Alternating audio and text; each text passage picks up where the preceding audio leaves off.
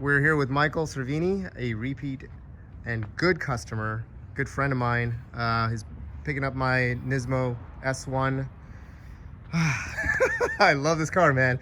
So tell me why you're buying from Phase 9. Well, as I said, I'm a repeat customer. I bought my very first GTR, 5 years ago from France.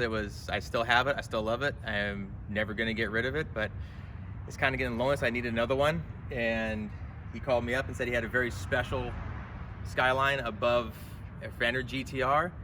Tells me it's an S1 spec from the Omori Factory, and it got me intrigued, and he convinced me to come down and have a look at it.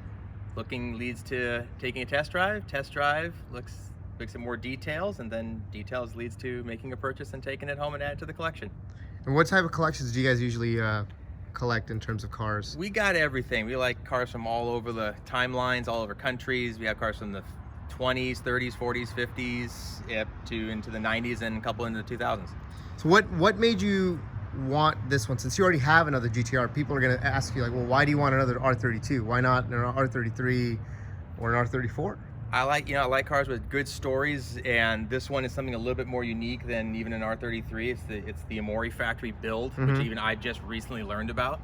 And unusual cars and stuff is just what gets me going. And this one being it's a home market car, never sold in the US, and on top of that, it went back to NISMO and was rebuilt into this monster. Just intrigued me further. Really is an amazing car. You're gonna really enjoy it. I enjoyed it.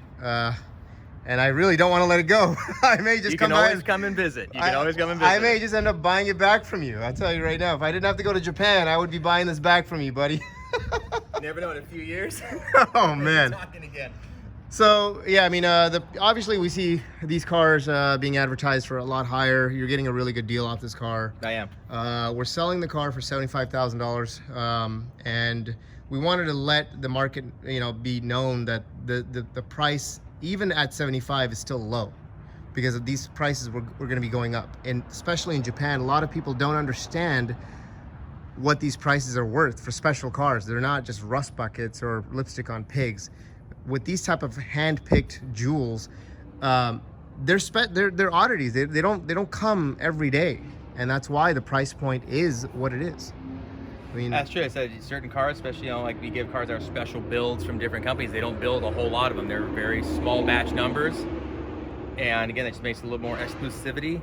Even on a car that is already, they are here, but you don't see them every day. Right. When you do go to a show, you're generally the only one. And on top of that, even if someone else did roll up another one of these, you aren't going to have an S1 too. Nope, exactly.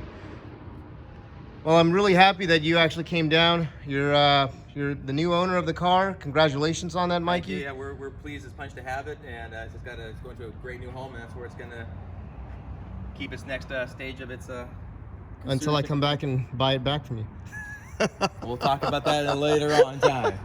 All right. Well, thank you very much again, Mike. Ross, thanks again, partner. All right. Always a pleasure. Absolutely. Take care.